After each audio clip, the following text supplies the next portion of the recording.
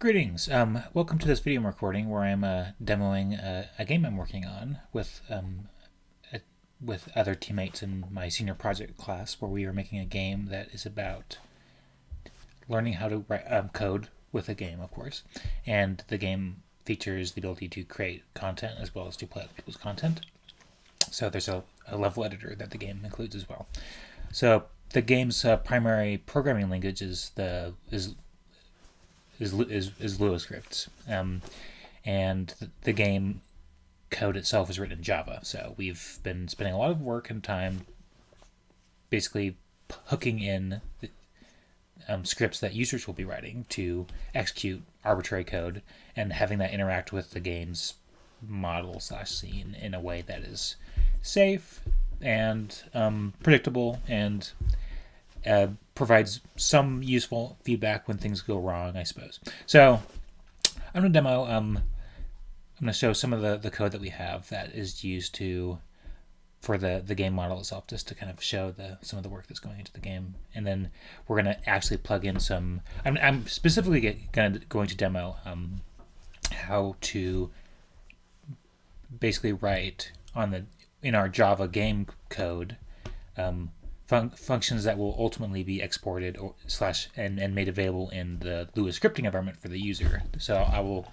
kind of briefly show that process, how we do it, and then we'll go into a game and create a level, and then create a scenario that maybe uses some of those features that we added, and then go and play it. So we'll kind of do the full start to end point with this. So here I have pulled up a block, which is, think of it as like an entity that's used for block puzzles, for pushing around blocks. Not the most engaging puzzle, but it's something. And this is basically all the code for this entity. Granted, it is extending and implementing a lot of types that may add additional functionality that you're not seeing here. So what I want to do is I want to implement some functions in our world class, which is rather long, you might see here. And so we are going to be, at some point, we're going to be consolidating a lot of the code that's going into this. But for now, we're just going to, what we want to do is we want to write a function that allows the player to query the number of, so in this game we have we have blocks that can be pushed around, we have doors that can be open and closed or locked, we have item chests that can contain items that can also be locked, and then we have the types of items that can be carried around or placed in chests are treasure items, so we have gems, rubies, diamonds, gold, and we also have weapons that we'll add in at some point, and then we have keys, which are another item type. So those are most of the items that we have currently available. So what we want is the ability for the player to ask the world for basically the total number, the total value of gems that are out there, basically. Not necessarily the number of gems, but maybe just the net value of things that are out there to find. Just for gameplay reasons, you want to be like, how much is there right now? And then I want to write another function that allows the player to query their inventory to see what their net worth is, so that they can kind of gauge basically how much treasure there is left to find, if that makes sense. So we'll just implement the functions that do this. So we're going to make a function. We'll make it public, though it doesn't necessarily need to be public the more I think about it. We can actually make this private with the way that we actually do the way that we handle exposing these functions in the Lua environment is through Java runtime reflections, a type of meta programming where we're basically finding methods that have been annotated in a very specific way, and then creating a Lua data type that is a wrapper around the instance of the object that you're creating the bindings to, and then basically creating these callable Lua values that are going to invoke the method for you. So it's a type of proxy to your Java object that will be inserted into the Lua scripting environment. What this looks like, I'll make it public because that's probably what it should be. It's going to return, so right now it's going to be an integer, so we don't value isn't a floating point type, so you're not going to have things that are worth like a half a unit of currency in this game. They're discrete values, which is fine. Just makes things relatively more simple. And you don't really need floating point values to represent currencies, really.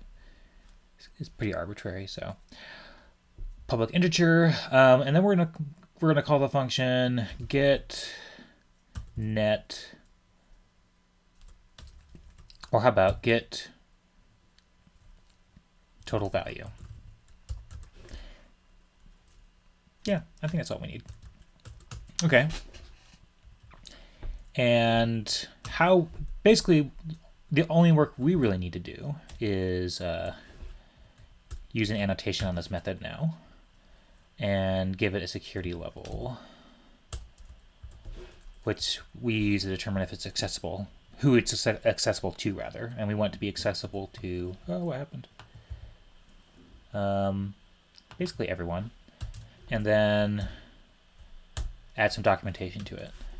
We can look at this later. That's another function I want to add, actually, is a function that you can use to query for the documentation of an object in our game model. So you can say help and then pass it the thing that you want documentation for, and it will print out the documentation, which might be another nice thing to have.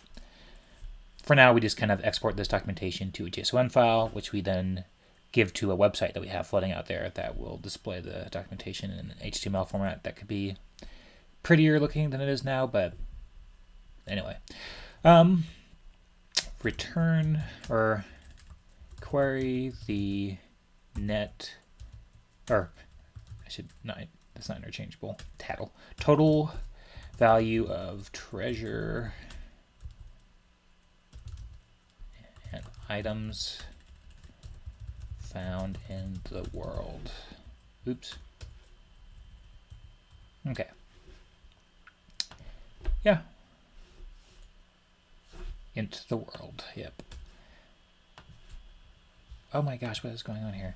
Sorry, my you're probably hearing my laptop right now. It is on fire because I'm recording video while I'm... Mostly it's recording the video with OBS that's causing it to start on fire. I don't believe I'm running the game right now anywhere. Okay. Let's close this while we're at it. Yeah. Anyway.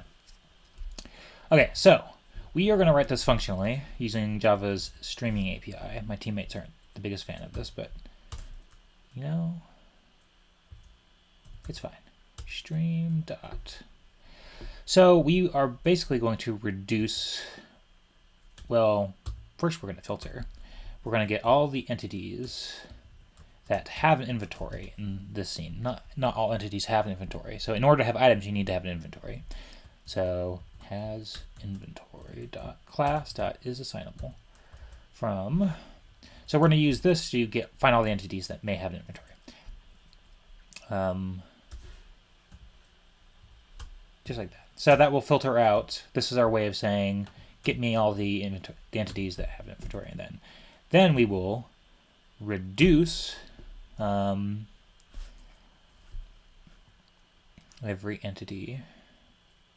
I wonder if I can just do that. That would be nice. Don't know if we need to do that.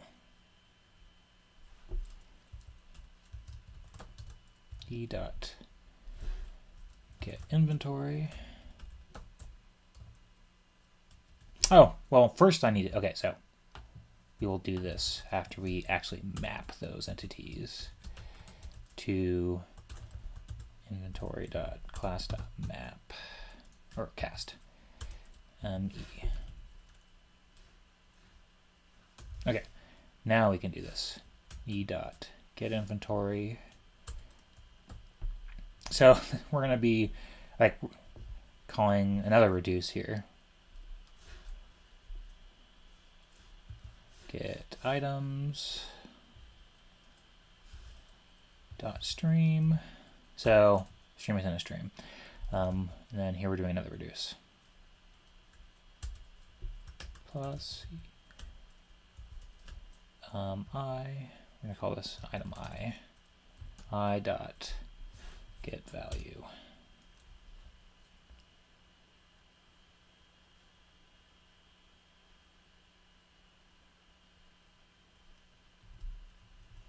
So I think the way that Java, we actually want to write a collector for this, not Java's type system is kind of obnoxious when it deals with changing the type. I wish it handled this more like the way that you would handle a fold in another better functional language than Java. So we're going to change this to do a collect.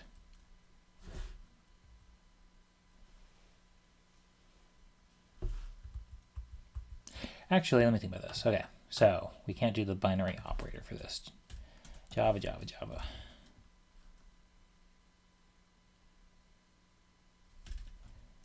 Okay, let's continue to map these elements. And I'm really tempted to make this a parallel stream. Get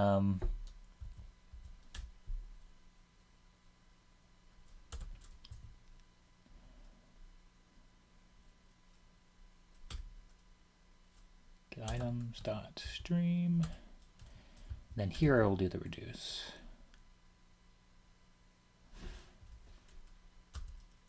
Zero. Get value. That should work. Okay, cool. And then we can reduce that to 0. And I just realized that I can't do that.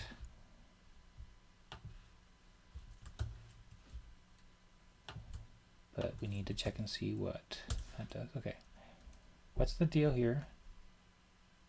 I'm not trying to oh my god.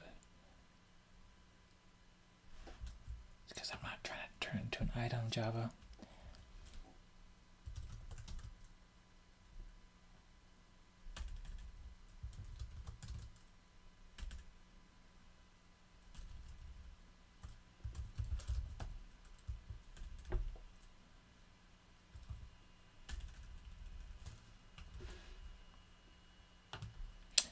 And this needs to be a binary operator. That's why we're getting that problem.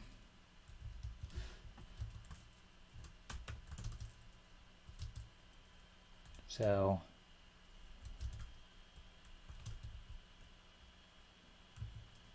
it thinks that both of these values are going to be, and I'm trying to, Java.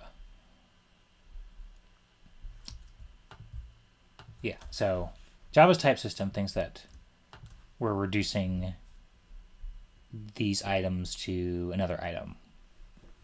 And we just need to find the way to make Java think that we're actually reducing items to a value, which just seems like a sensible thing to do, right? A, B,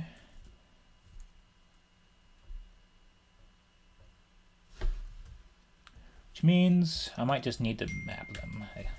That's fine. I would like for its type system to be more robust, but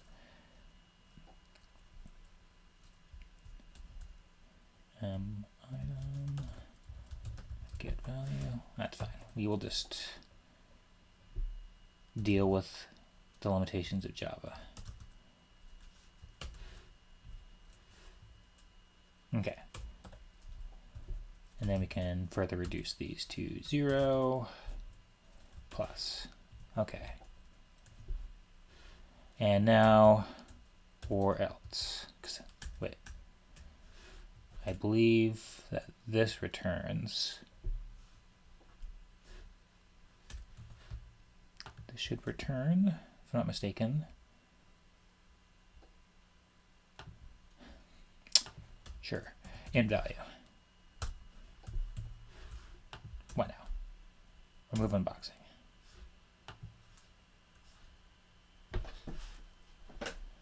Expression expected. What am I doing wrong here? That could be part of the problem here.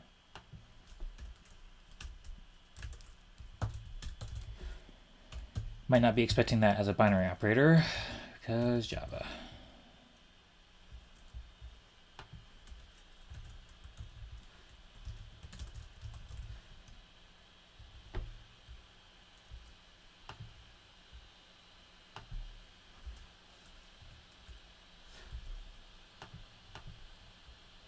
Okay, there we go. Sorry, I had to work through all that fantastic stuff. So this should work just fine. Yeah, we had to do some unnecessary additional transformations in there that a better type system could have dealt with, but whatever. So here's our functional approach to calculating the net value of everything everything in the scene. So that was good to me. I have a cat scratching my door right now. So there's actually another item type that we need to take into account. So this got all the entities that have inventories. But there's another item type in our scene, which I'm going to pull up, called an item entity. And item entities contain an item.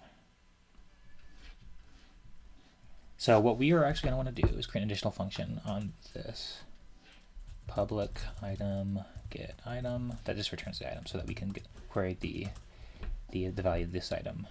Oh wait, I already have that. Good. Well, then we can go back to this. So we are actually going to continue with doing yet one more stream where we then collect the values of the item entities. So these don't necessarily have inventories. They are the items themselves that are just kind of floating out in the world. So a slightly more performant way to handle this would be to actually rewrite the item entities to actually contain an inventory of only one item. And that might make our lives a lot easier. And maybe I'll actually do that just to make my life easier. Item entity.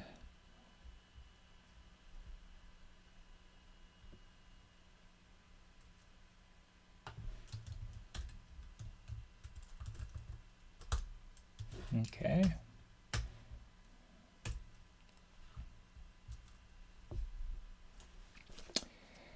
Yeah, that seems good to me. So this, I'm not going to do this because I can think of some problems that might make some complications that will arise from this that we don't want to deal with. So we will ignore that for now, and I might go back and re-implement that after dealing with the other complications. So the has inventory interface. Actually, no. Let's take a look at this real quick. Can't take. Okay. You know what? Actually, that's fine. I take that back. The complications won't be a problem because it was that can take function that we basically we don't want. So items that float around the world, we don't want people to be able to take the item from the inventory, but then leave the inventory item. The inventory item is basically just a wrapper around the item, so we don't want the people to just be able to kind of like pull the item out of the item type, so to speak. We have a different interface for just grabbing items themselves. And the reason why we do that is because the item is represented as a sprite entity in our game scene. So when they're grabbed, we want to remove the sprite entity from the scene. And if people were just to take the item from the inventory of this item entity, but then leave the item floating around the scene, that'd be really confusing. So this will actually prevent that because they're not going to be able to access that inventory. So that's good. So directly. But our world function can still look at it in terms of inspecting the value. Return, and then we actually need an inventory. Public, or not public, print. Actually, we're just going to make this private final inventory inventory of this, and only contains one element. Okay.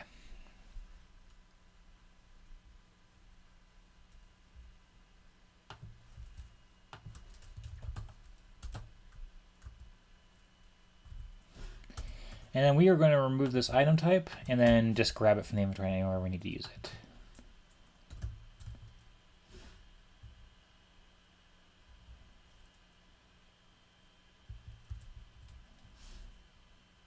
And there's a layer, one more layer of complication here because of this, but we'll make a function public, and then we can just use this get item anywhere we need to use it.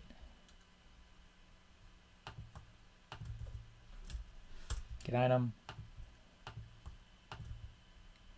Get item.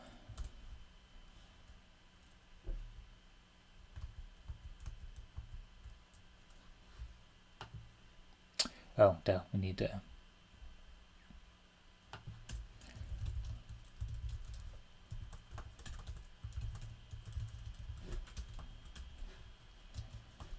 Okay, this dot inventory dot set.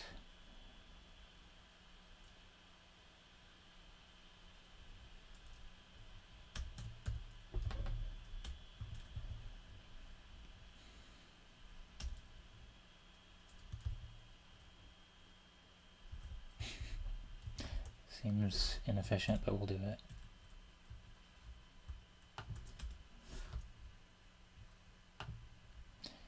We might need to add a function to our inventory type.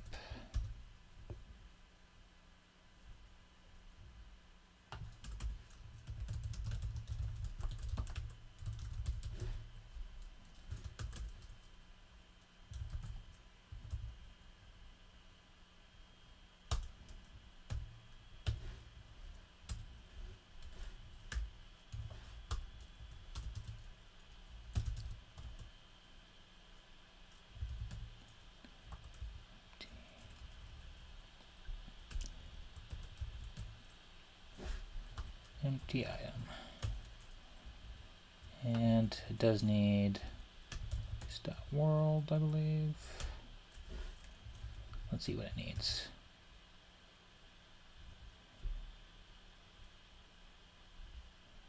Empty item. That should be fine.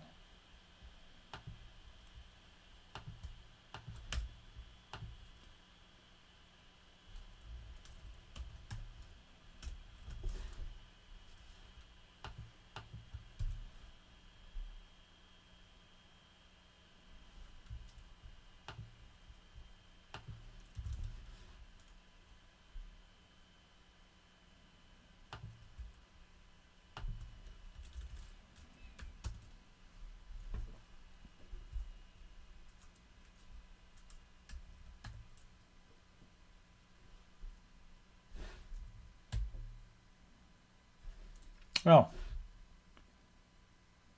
we have a way to do this actually. So yeah, we'll just deref it. Okay.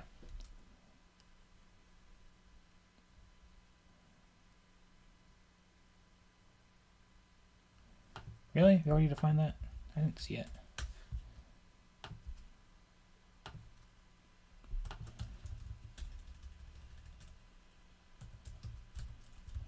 Oh. Okay.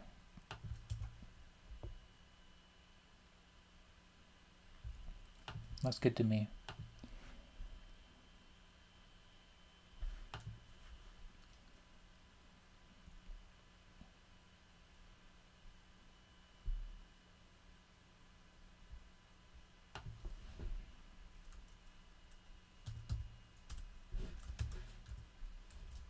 What am I doing?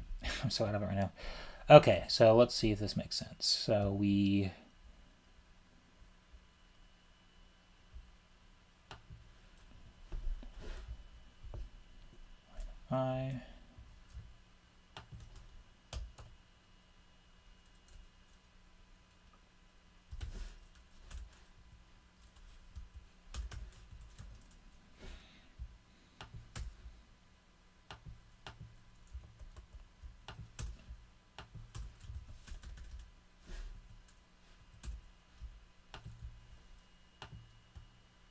actually we will just reset the inventory.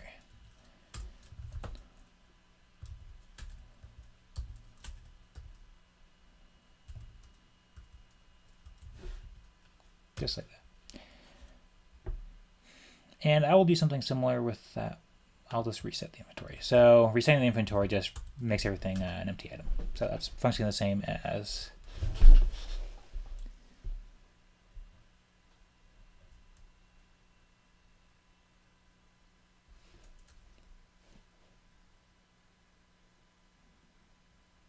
Okay, that looks good to me.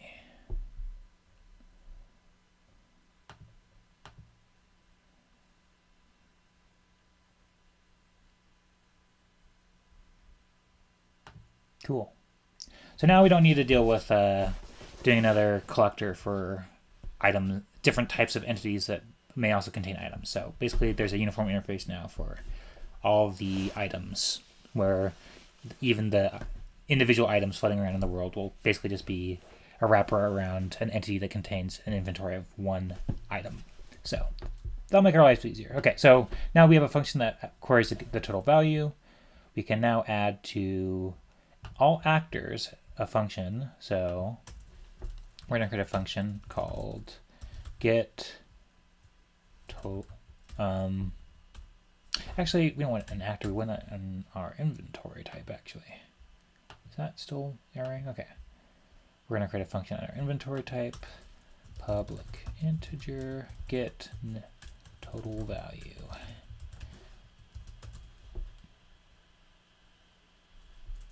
And another thing about it, we could probably use that in our collector in the world, actually. So find value, security level, and again, you should be able to look at this if you have a, if you happen to have an inventory, you should be able to use this function. Calculates the total value of the contents of the inventory. Okay, return.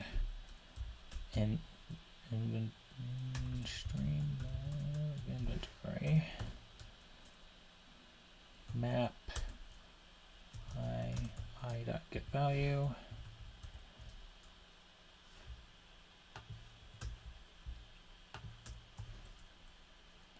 reduce 0 val or rather a b a plus b binary operator. Again, there's probably a binary operator static function floating around there somewhere that we could use instead of this lambda, but whatever.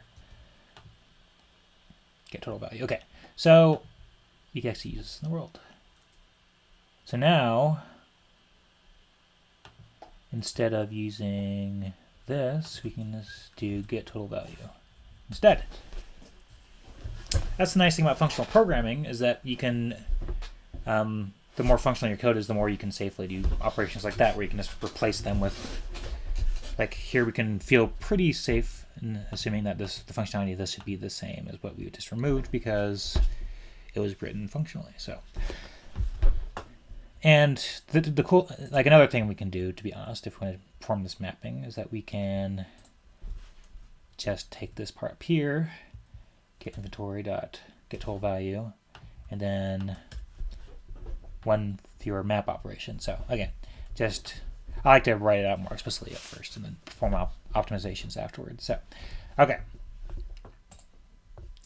this looks good to me. So we can get the total value of everything in the world, and we can get the value of our inventory. So those are useful things.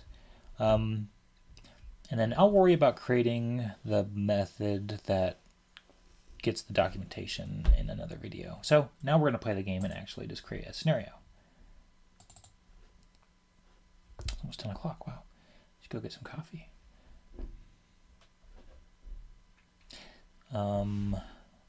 Did this open up? We're getting a build there? Okay.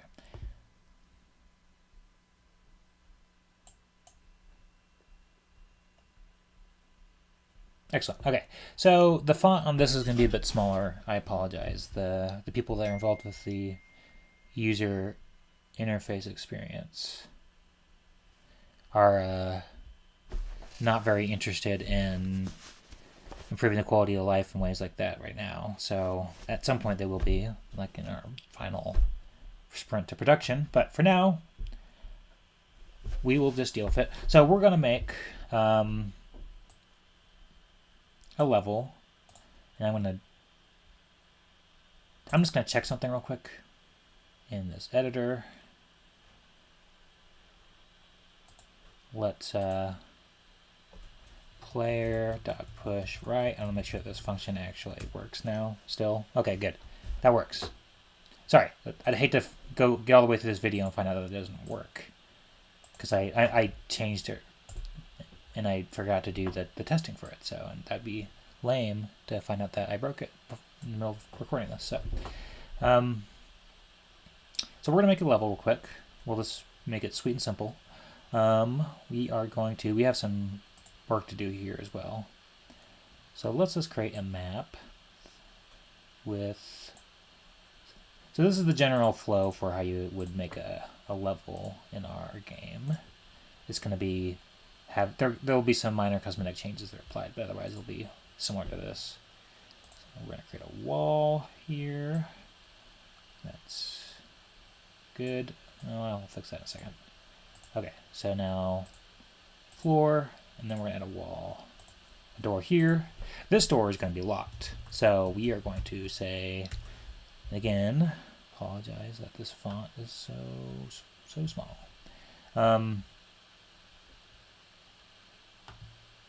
Again, you can change it here, but not in the REPL, so that's not very helpful.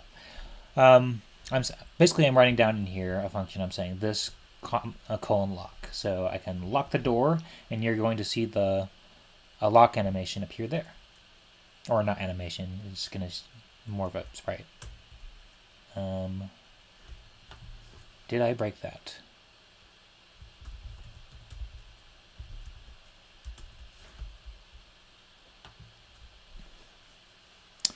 So I must have broken something else. That's fantastic.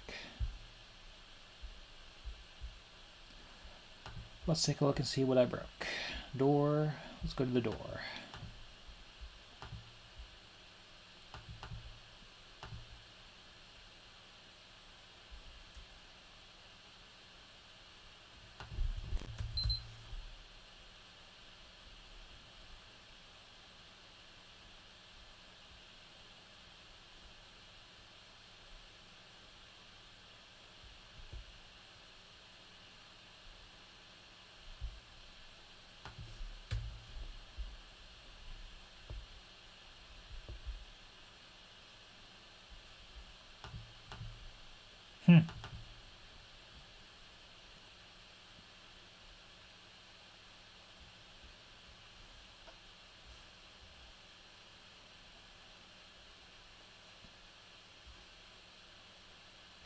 I'm being stupid. I was looking at the wrong door. Wasn't I? I was looking at the one that was just to confirm that I was looking at the wrong door. That's not the door. That's misleading. See, we need the more user interface stuff that needs to be fixed. So, okay. I was looking at... It works. I'm out of it. Anyway, I had it was the door that was up here. There's two doors. I'm really dumb. I need to wake up. Okay, so that should be unlocked. Okay. Yeah, I'm just expecting to see bugs now, which is partially why I was just like, it's gotta be a bug because I'm seeing it. So, alright, that was actually not a bug. That was me not noticing that was actually working. Okay. Door. This is the one we're gonna lock. This dot lock. Boom, okay. So this door is gonna be locked. And we want, in this level, we are going to create a little challenge, boop, boop, boop, for the player.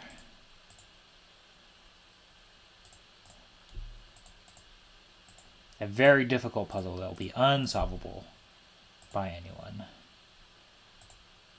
Oh dear. We'll fix this in post.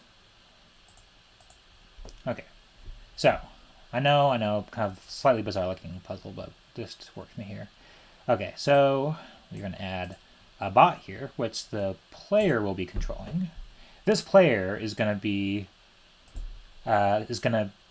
forced to rescue this player so that he can get to the goal here. And we are going to place an item tile or a key right here. Boom. And we're going to add a challenge here and add a pushable block right there so that this bot is going to have to push that block down the hallway. Then lastly, we are going to place some gems in the world. So place one there, I said place one there. Okay. We are going to place some gold here.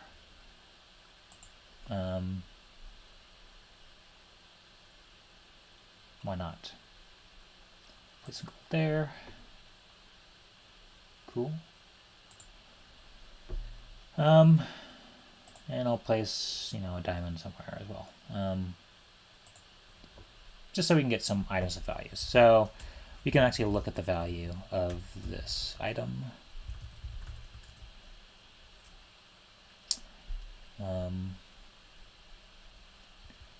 Turn this dot get value. Did I make a function for this? Oop, different project. Let's take a look at that item. One of the reasons why I want to make a doc type. So get value. I should bind that to value, not get value. I'm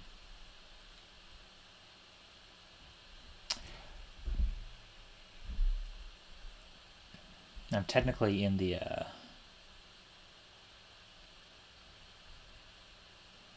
I think the reason why I can't I'm looking at the I need to say return this dot inventory dot get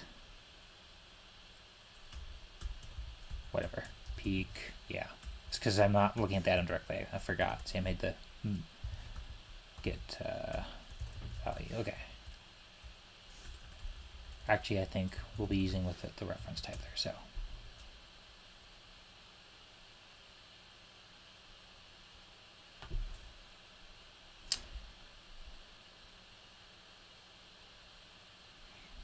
Might not have implemented a get inventory function for items. So let's see. Or rather a binding for the ability to get the inventory for items. For the item entity rather. So this will be a helpful thing. Oh, we'll do this later. Security level entity doc get the items inventory.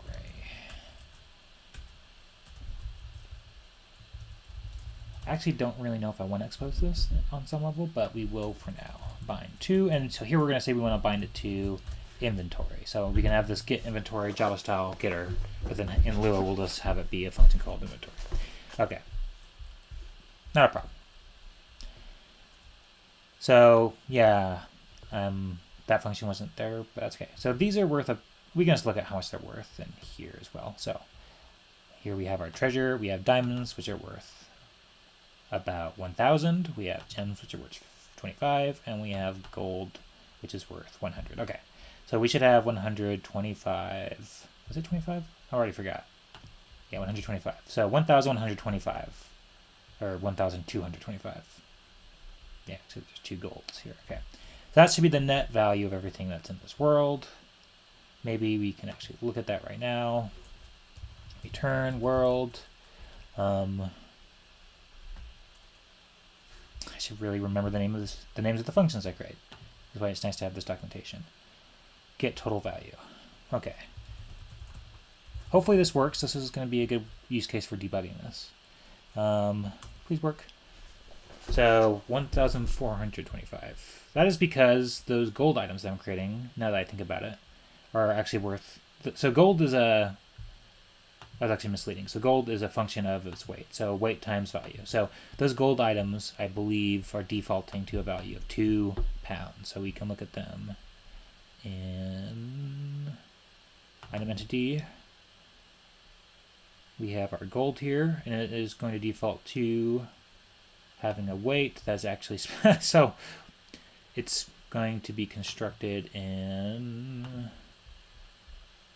our user interface screen for the level editor, the level screen actually. So we will look up at gold, and so yeah, 2 times 100, so it's gonna be worth 200. So that adds up to be 200, 425 here plus 1,000, so 1,425. So That looks correct. Our function works. Okay. Cool. All right. So now I think I'm just gonna save this. And we're just gonna play it and then call it good because this video's been going on a little bit longer than I'd like. Exit to main. Yes, please. Boop. Play. So our user interface is being improved. It's going to be much better than what you're seeing there. Sorry, I really need to get in this microphone. I apologize. Okay. Let's open this map. Got it. Should probably move this like right in front of me. It's going to be awkward to type, but whatever. Okay. So what we're going to do is tell the player right 3 and then so here we're writing a function that we're telling the player to move right 3 spaces, and then we're going to tell him to use any entity that implements the usable interface to his right once there. Boom. So it opens the door. See?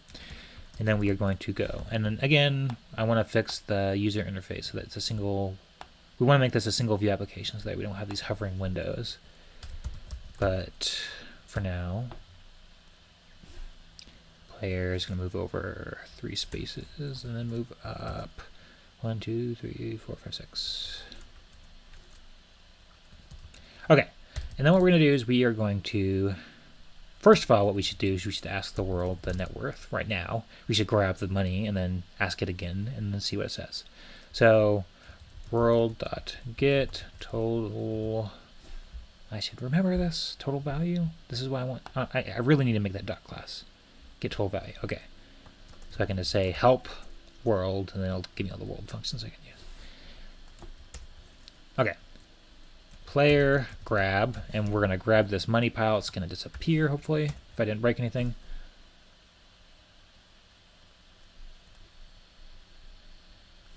Oh, I broke something.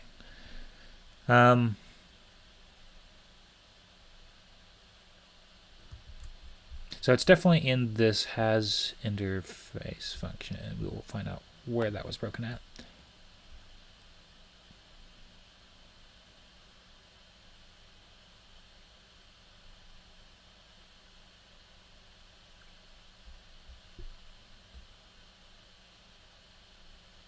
It's happening here. Get items.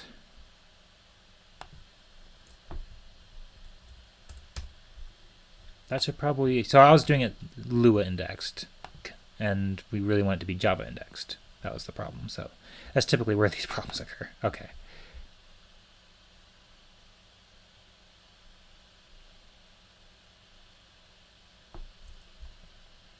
So we'll do this again.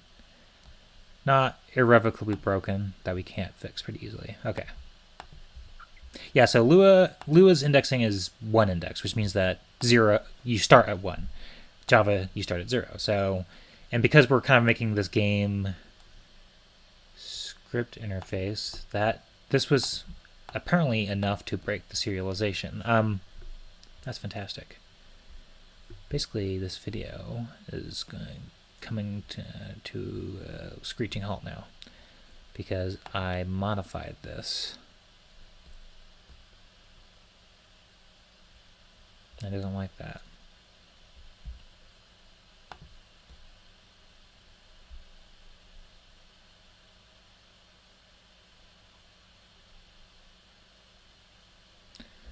The door is different? Sorry, what?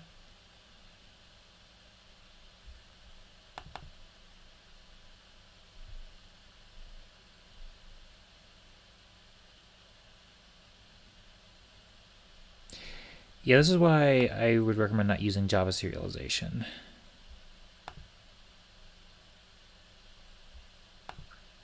To save your levels.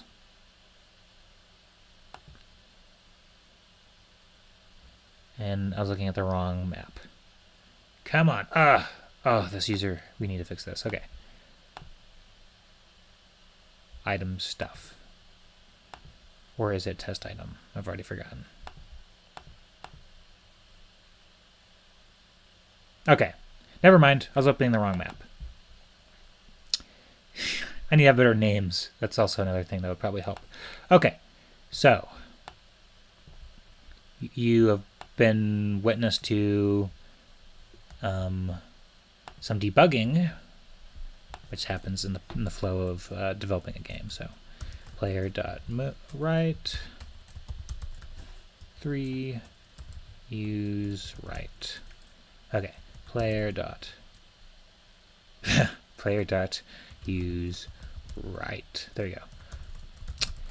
So yeah, anyway, as I was saying, Lua indexes are one indexed, and then Java is 0 indexed. So we're making a game that's we're switching between both of them, and we want to abide the standards of both languages, so that we don't give people that are writing Lua code the wrong idea about how Lua arrays are indexed.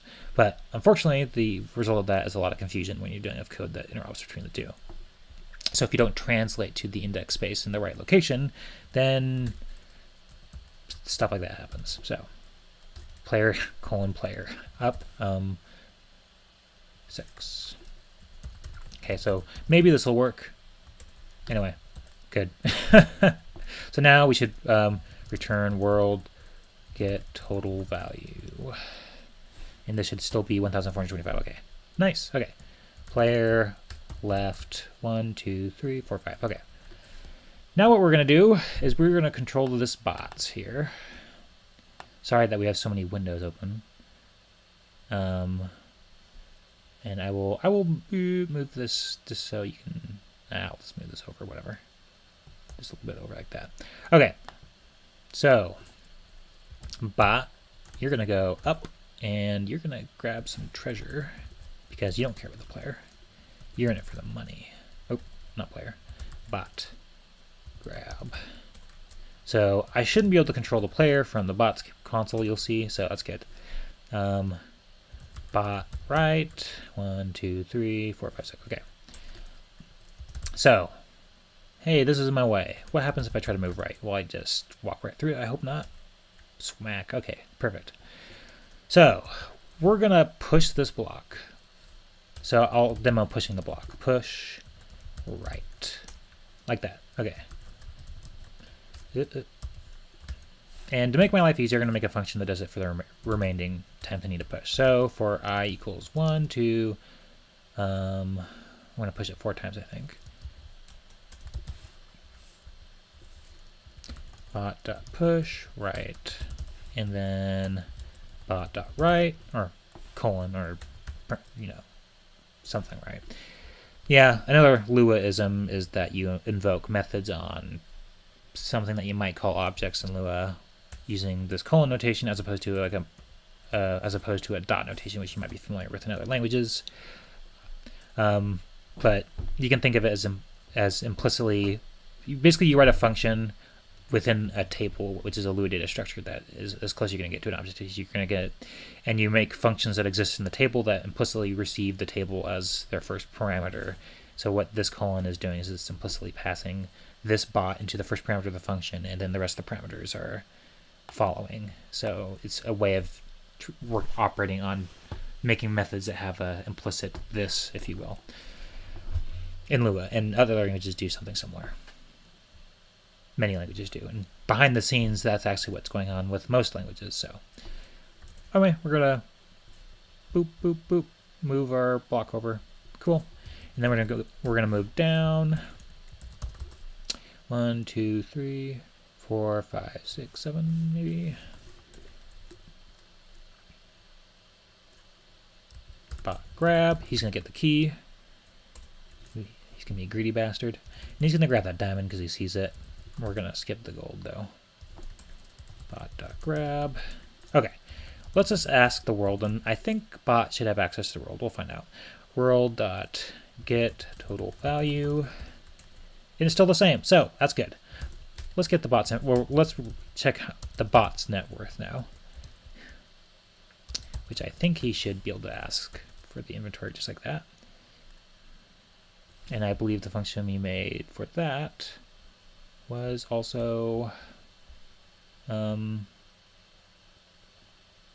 inventory function. Did it disappear?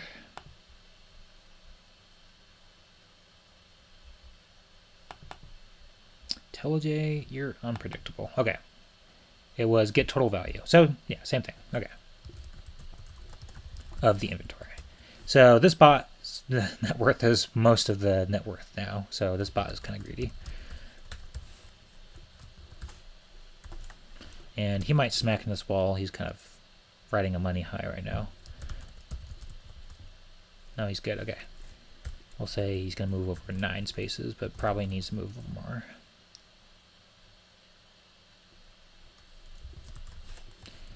And we're going to open the door for the player, because I guess we're nice like that. I guess we need to help him smack. Okay, so let's look at our inventory. So we are going to tell, or query for our inventory in the string form, which I don't actually think I bound inventory to inv. Oops. Bot. So we'll just do this. Okay, so I have treasure and a key and a gem. And what was my value again? 1,000. Okay, that's correct. Okay, cool. So we're gonna say and key equals bot inventory unpack. So this is a way of unpacking the contents of an array. This is a Lua thing. So this returns a var args, and so we're just gonna say ignore this first thing we unpack, which is gonna be this gem, and we just really want to bind it. We want to bind the key, so we'll do that. Boom, and then we're gonna say key.use down. Boom, and we unlock that door. You see that the sprite disappeared. Okay, so bot move left, player move up, or actually he needs to use. He needs to open the door. The bot was. I'm not in the. Yeah. I need to go to the player's script interface now. Okay, so player use up. Okay, player moves up. Yeah, the bot's not really. I mean, he's going to help the player, but not going to open doors for him. He's not. He's not. Come on. He's not. He's not paid well enough by the player to help. So let's write a function called peek that we can use to peek into the inventory, because we want to be able to grab the items, and we could go into the bots. We're just going to do this for an exercise, but because we can also just go into here and look at the inventory, but I want to write a function that shows you what peeking does. We can inspect the contents of the inventories for things that are inventories that are accessible. So in this case, his inventory, the bot's inventory, is accessible to the player. So we are going to go through his inventory with an iterator. So we can peek. So the peek function that the player has access to returns a table, which is a table that's functionally an array of descriptions of the contents of the inventory. So player peek, and I don't know why I made that inv. That's dir. We're gonna peek in a direction. This needs to be do. And then we are going to, nope, there we go. Print the toString. Okay.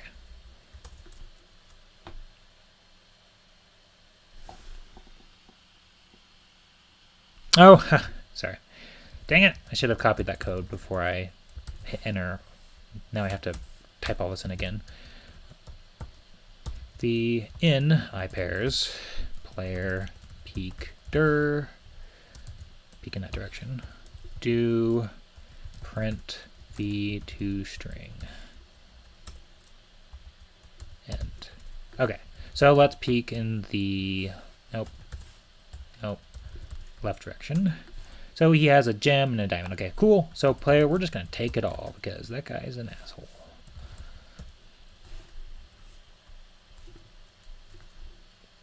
And we'll write a script that does that, just because, to be verbose, you know.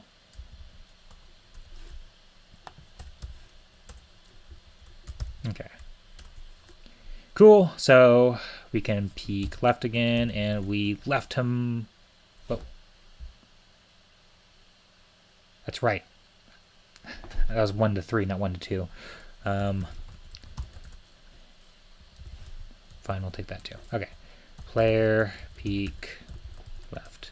We've left him barren with nothing, while we have it all.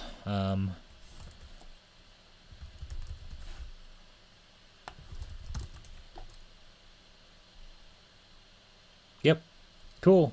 So now we can say return player dot inventory get total value. There's one more gold down there, which is why it's less than the world's total value.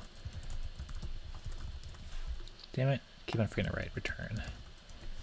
So that's fine. We can grab that gold and go to the exit. I'm gonna skip that for now, so we're gonna call it good. So we've basically demonstrated most of the interesting functionality of a lot of the gameplay systems in this game. I think I've demoed a lot of the content in this game.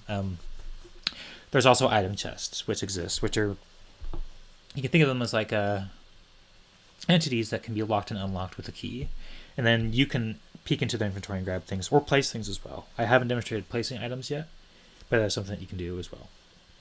And so this game's, we're gonna have more functionality in the game at some point, and we're continuing to work on it. So you've kind of seen a demo of how we basically create and expose functions, and the workflow for it's pretty simple and straightforward. We don't have to spend a lot of time doing a lot of additional setup for the scripting environment. We just need to actually implement the function and then basically annotate it in a way that kind of defines how it gets inserted into the environment. And yeah, we're dealing with some Lua data types and the method parameters for those functions as well, because there's not a, usually the mapping from Lua data types to Java data types, they're pretty ambiguous, so you kind of need to figure it out as a programmer. It's harder to automate than a lot of the other things that can be done pretty, there's a one-on-one mapping and most other things. But anyway, so yeah, I'm going to call this video. This went a bit longer than I expected, but so yeah, got a nice little flavor, a taste of kind of how we make the game, and then the game itself and the game systems, and there's a lot more coming. Thanks for watching.